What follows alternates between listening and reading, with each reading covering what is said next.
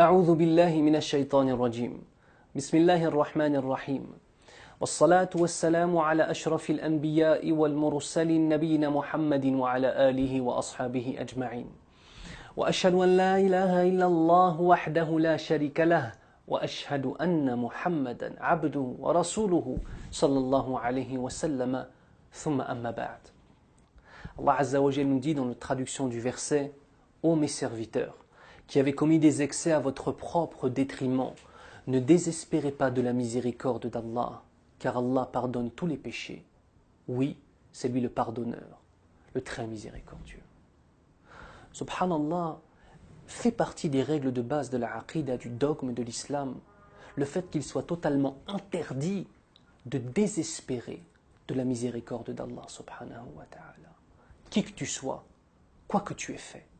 Du moment où tu reviens à Allah Azza wa Jal avec un repentir sincère, avec les trois conditions que nous avions vues, qui sont premièrement le regret, deuxièmement le fait d'arrêter immédiatement ce péché et troisièmement la ferme volonté de ne plus jamais y revenir, à partir du moment où on dit astaghfirullah avec sincérité, Allah Azza wa Jal te pardonne, Inch'Allah. Ô mes serviteurs qui avez commis des excès à votre propre détriment, attention, ne désespérez pas de la miséricorde d'Allah, car la miséricorde d'Allah n'a aucune limite. La seule chose qu'Allah Azza wa Jal ne pardonne pas, c'est qu'on lui associe quelque chose. Al-shirk al-akbar, le polythéisme majeur. Allah Azza wa Jal ne le pardonne pas. Et une personne qui fera cela et mourra sur cela finira en enfer pour l'éternité. Qu'Allah nous préserve de cela, ya Rabbal Alamin. Toi qui es musulman, toi qui es musulmane, sache que si tu te repens à Allah Azza wa Jal, sincèrement, tu peux accéder au plus haut degré de son paradis, subhanahu wa ta'ala. De même, nous avons un hadith qui est connu que le prophète sallallahu alayhi wa sallam nous raconte en nous disant qu'un homme qui était tombé dans les excès des péchés vint à mourir. De peur de subir le châtiment d'Allah Azza wa Jal, il dit à ses enfants: lorsque je mourrai, prenez mon corps, brûlez-le, et prenez ses cendres, et dispersez-les aux quatre coins du vent. Afin justement qu'Allah Azza wa Jal ne puisse pas me ressusciter. Mais bien évidemment, c'était peine perdue. Allah Azza wa Jal décida et ordonna à la terre de redonner forme à cet homme, et cet homme reprit forme. Puis ensuite Allah Azza wa Jal de le questionner. Ya ibadi, pourquoi as-tu fait cela? La réponse de cet adorateur sera de dire: Ya Allah, j'avais peur de toi. Et j'avais peur que tu me donnes le pire des châtiments. Allah Azza wa Jal, quelle fut sa réponse à cela? Allah lui pardonna ses péchés. Il est parti d'une chose qui est muharrama, il est même parti d'une idée folle qu'Allah Azza wa Jal ne pourrait pas réunir ses cendres pour le juger. Subhanallah, qu'y a-t-il pire de cela? Que cela, pardon. Mais Allah Azza wa Jal, par rapport à son intention qui était basée sur une crainte sincère d'Allah Azza wa Jal et un repentir sincère, par rapport simplement à cela, il lui a pardonné. De même, dans un hadith qudsi, une parole d'Allah Azza wa Jal qui ne fait pas partie des paroles du Coran al-Karim et dont la chaîne de transmission n'est pas forcément mutawatira, le prophète sallallahu alayhi wa sallam nous dit: Allah subhanahu wa ta'ala a dit: celui qui vient avec la bonne action en aura 10 pareils, ou plutôt je lui en ajoute encore plus. Celui qui vient avec la mauvaise action, la récompense d'une mauvaise action simplement lui sera donnée. C'est-à-dire, lorsque tu fais une bonne action, Allah Azza wa Jal la démultiplie par 10 au minimum. Lorsque tu fais une mauvaise action, Allah Azza wa Jal ne te compte qu'une seule mauvaise action. Lorsque tu veux faire une bonne action et que tu n'as pas pu la faire, par rapport à ton intention, Allah te compte une bonne action, même si tu ne l'as pas fait. Lorsque tu avais l'intention de faire une mauvaise action et que pour Allah, par amour d'Allah Azza wa Jal, tu délaisses cette mauvaise action, simplement la délaisser, Allah te compte pour cela une bonne action. Car tark, le fait de délaisser pour Allah, c'est une action. De même, Allah Azza wa Jal, dans la suite du hadith Qudsi, nous dit: Celui qui se rapproche de moi d'une palme, je me rapproche de lui d'une coudée. Celui qui se rapproche de moi d'une coudée, je me rapproche de lui d'une envergure. Et celui qui vient vers moi en marchant, je vais vers lui en courant. Allahu Akbar. L'imam al-Nawawi rahimahullah nous explique que le sens de ce hadith est le suivant. Celui qui se rapproche d'Allah Azza wa Jal par son repentir, Allah Azza wa Jal répondra à ce repentir par une miséricorde encore supérieure à ce repentir que l'adorateur avait présenté. La miséricorde d'Allah Azza wa Jal englobe toute chose et elle est toujours supérieure à notre repentir. Allahu Akbar. Allah nous fait miséricorde même quand on ne le mérite pas, du moment où on ne lui associe rien du tout. Et c'est la suite du hadith, la condition à tout cela.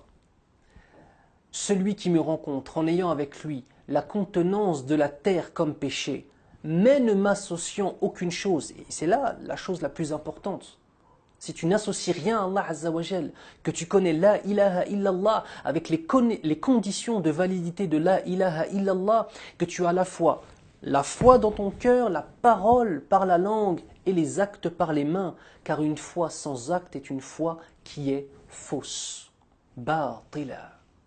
On appelle ça tarku jinsil a'mal, le fait de délaisser toutes les actions liées à l'islam. Et ça, c'est du kufr billahi subhanahu wa ta'ala. C'est de la mécréance majeure qui fait sortir de l'islam. Donc il est très important de comprendre qu'il y a toujours une relation fondamentale et essentielle entre d'une part la foi et d'autre part les actions. Donc celui qui rencontre Allah Azza wa Jal avec l'équivalent de tout ce qui pourrait remplir la terre en termes de péché, mais qui rencontre Allah Azza wa Jal en étant un muwahhid, celui qui n'associe rien à Allah Azza wa Jal, alors Allah Azza wa Jal nous dit, je le rencontre avec la contenance de la terre, comme absolution, comme pardon. La miséricorde d'Allah Azza wa Jal n'a aucune limite. Comme il le dit dans le Coran, kataba ala nafsihi ar-rahma, il s'est imposé à lui-même la miséricorde, subhanahu wa ta'ala. Qui dit miséricordieux, dit miséricorde, et qui dit miséricorde, dit créature faible qui a besoin de cette miséricorde. Ya ayyuhan nasu antumul fuqara'u ila Allah, wallahu huwal ghaniyyul hamid. Ô vous les hommes, vous êtes les indigents, les pauvres qui ne possédez rien, alors qu'Allah Azza wa Jal, lui, est le riche par excellence, celui qui mérite toute la louange. La miséricorde d'Allah Azza wa Jal est parfaite, pure et n'a aucune limite. Enfin, un hadith nous informe qu'Allah subhanahu wa ta'ala, chaque nuit, étend sa main pour agréer le repentir de ceux qui lui ont désobéi pendant la journée. Et qu'ensuite, il étend sa main le jour pour agréer le repentir de ceux qui lui ont désobéi la nuit. Allah Azza wa Jalla laisse toujours les portes du repentir et les portes de sa miséricorde ouvertes. Subhanallah. Et dans la fin du hadith, on nous informe que ce sera ainsi jusqu'à temps que le soleil se lève de l'Occident, c'est-à-dire la fin du monde. Allah Azza wa Jal aime notre repentir. Allah Azza wa Jal aime que l'on revienne vers lui. Et sa miséricorde englobe toute chose, une miséricorde parfaite qui n'a aucune limite. Alors que notre désobéissance ne cesse de s'étendre dans la communauté musulmane à travers le monde, la miséricorde de notre Seigneur ne cesse de s'étendre par le fait de faire revenir une autre partie de la population musulmane à son mode de vie qui est l'islam. Inna ad-dina 'inda Allah l'islam. Le seul mode de vie agréé par Allah Azza wa Jal, c'est l'islam. Alors plusieurs choses, mes frères et sœurs. Premièrement, rappelons-nous de cette miséricorde d'Allah Azza wa Jal envers nous, par le fait que nous soyons en train de dire la ilaha illallah et que nous soyons des musulmans. De même, quoi que tu aies fait dans ta vie, sache que potentiellement Allah Azza wa Jal peut tout te pardonner tant que tu es sincère envers lui et que tu remplis les 3 conditions dont nous avions parlé. Sache aussi que, tout comme toi tu espères la miséricorde d'Allah Azza wa Jal, il te faut toi faire miséricorde. Man la yarham, la yurham. Celui qui ne fait pas miséricorde, il ne lui sera pas fait miséricorde. C'est une règle. Al-jaza'u min jinsil a'mal. La récompense sera toujours de la même sorte que les actions que tu as eues dans cette vie d'ici-bas. À qui fais-tu miséricorde? Pendant ce mois de Ramadan et en dehors de ce mois de Ramadan, mais prends cette occasion. Quels sont les gens qui t'ont fait du mal et à qui tu peux pardonner? Quels sont les gens qui t'ont fait du mal, qui étaient en tort alors que tu avais raison, vers qui tu pourrais toi-même revenir pour faire en sorte que le lien puisse de nouveau se retisser? Ou si les gens ont eu des actions trop graves, c'est peut-être le moment de leur pardonner, Akhil Karim.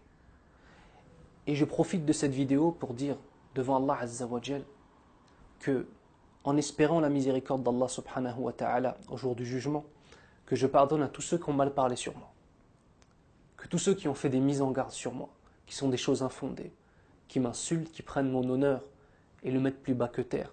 Pour Allah Azza wa Jal, soyez témoins, mes frères et sœurs, que je leur pardonne. Pour Allah Azza wa Jal. Wa uhibbuhum fillah. Et wallah, je les aime pour Allah, et la perdition dans laquelle ils sont, wallah, elle me fait mal au cœur. Et je demande à Allah Azza wa Jal de guider tous nos frères et sœurs vers le chemin de la miséricorde et vers le chemin de la droiture. Et je demande à Allah Azza wa Jal de faire en sorte que les gens cessent de mal parler des lumières que sont les savants. Je demande à Allah Azza wa Jal de faire en sorte que nous soyons une communauté musulmane unie, réelle. Et je demande à Allah subhanahu wa ta'ala de nous faire miséricorde au jour du jugement, même si nous ne le méritons pas. سبحانك اللهم وبحمدك أشهد أن لا إله إلا أنت أستغفرك وأتوب إليك والسلام عليكم ورحمة الله